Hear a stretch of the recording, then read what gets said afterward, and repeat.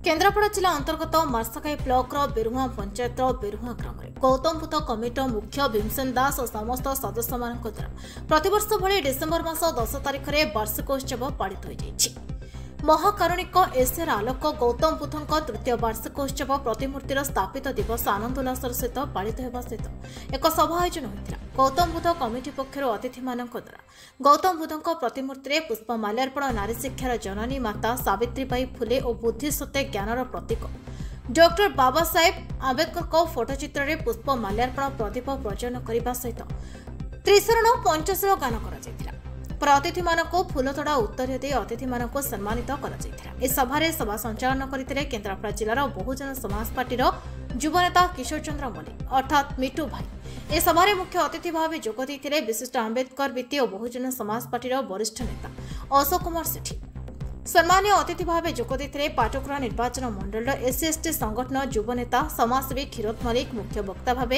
समाज को दिग्दर्शन देते केन्द्रापड़ा जिलार सांबादिक सीताकांत नायक भीम जागरण मंचर समस्त कर्मकर्ता जोगदे अनिल घड़े युव समाजसेवी पिंटू सामल मनोज जेना जोगदे बुद्धଙ୍କ जीवन उपर आलोकपात करथिले।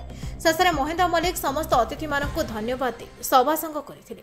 शेष में जाति धर्म वर्ण निर्विशेष एका संगे भोजन करथिले। गौतम बुद्ध कमिटीर समस्त सदस्य माने सहयोग करथिले। मार्सागारू सीताकांत नायक रिपोर्ट आवाज ओडिशा।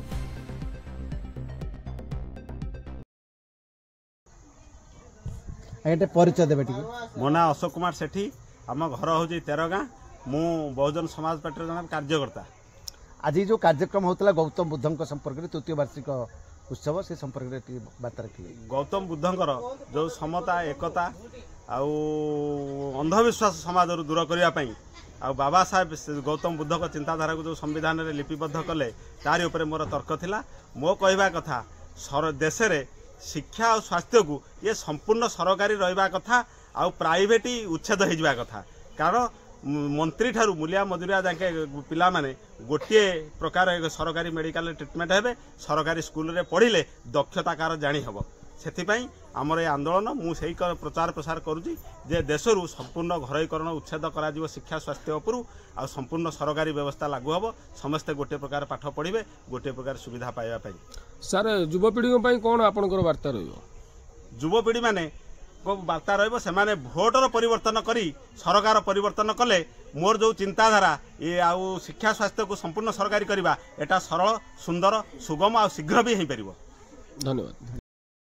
परिचय देवे मो ना किशोर चंद्र मल्लिक आम घर तेरगाँ केन्द्रापड़ा जिला तेरगाँ महापड़ा निर्वाचन मंडली आम केन्द्रापड़ा जिला सारा पूरा हर घरे घरे हर कोणे आमर मान्यवर कांशीराम साईंकर जो उद्देश्य थिला सामाजिक परिवर्तन सहित राजनीतिक परिवर्तन से आदर्श को नहीं आम केन्द्रापड़ा जिले में हर घरे घरे आम आम विचार को पहुँचबू एवं ये जो बुद्ध कमिटी माध्यम आम विचार को आलोचना कलु आमर युवपीढ़ी युवक माने केमी राजनीतिक परिवर्तन कले आमर बाबा साहेब मान्यवर कांशीराम साहेब एवं पेरियर साहेब आउ सावित्रीबाई फुले महात्मा ज्योतिराव फुले आमर जो तमाम महापुरुष अच्छा आम समाज तांकर जीवन अक्लांत परिश्रम बा त्याग बलिदान को आमे तांकर स्वप्न को साकार करने केन्द्रापड़ा जिले में बहु युवक माने एकजुट होई आम महापुरुष आदर्श मान्यवर कांशीराम साहेब आदर्श को आमे